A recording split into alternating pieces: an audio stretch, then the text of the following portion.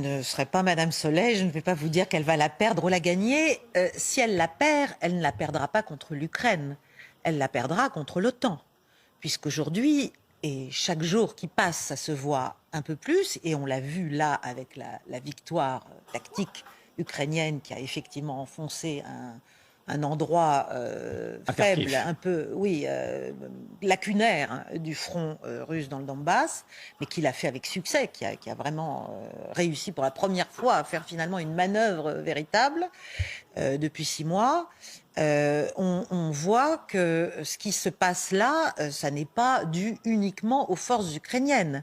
Les servants des lance-roquettes HIMARS, je veux bien qu'on m'explique que c'est des Ukrainiens, mais il n'y a pas eu de formation, donc je ne sais pas. Vous suggérez donc que ce sont les Bien Américains qui sont sûr, derrière. ben, il est clair, et tout va dans ce sens, et ça va dans ce sens depuis des années, d'un renforcement des forces armées ukrainiennes, dans l'entraînement, dans l'équipement, dans la formation, dans tous les domaines. Donc, cette guerre-là, si vous voulez, ce qui est dramatique, c'est qu'il ne s'agit pas de la perdre ou, à vrai dire, de la gagner. Elle est perdue. De toute façon, elle est perdue pour l'Europe, malheureusement. C'est-à-dire, nous sommes Pourquoi? avec le piège qui s'est refermé sur la Russie le 24 février dernier, lorsqu'elle a décidé d'envahir l'Ukraine, lorsqu'elle a décidé cette opération spéciale. C'est un piège sur l'Europe qui s'est en fait refermé en même temps. Donc Expliquez-nous pourquoi. c'est un double piège parce que nous sommes, j'allais dire, de gré ou de force, mais à vrai dire de gré, entraînés dans un affrontement global dont l'objectif est très large.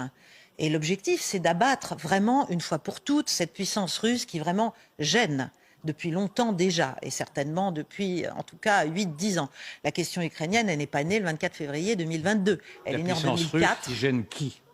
Qui gêne l'Occident qui Mais lui-même la Russie elle-même a désigné l'Occident comme étant l'ennemi à abattre.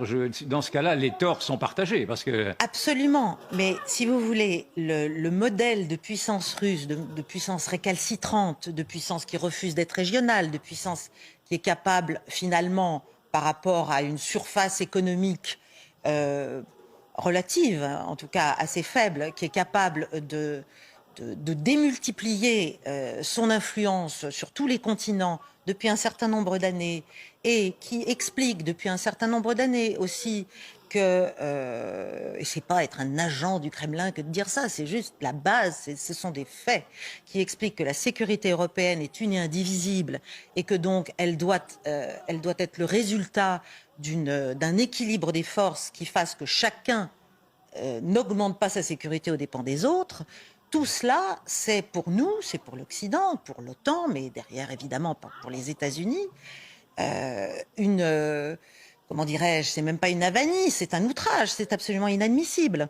Donc, dans le cadre de la rebipolarisation du monde, avec la Chine derrière, eh bien, il s'agit de déjà couper, et c'est là qu'on tombe dans le piège européen, et nous sommes tombés, mais alors à pieds joints dedans, là maintenant nous y sommes bel et bien, il s'agit de couper la Russie de l'Europe durablement. Durablement, pour toujours. Voilà.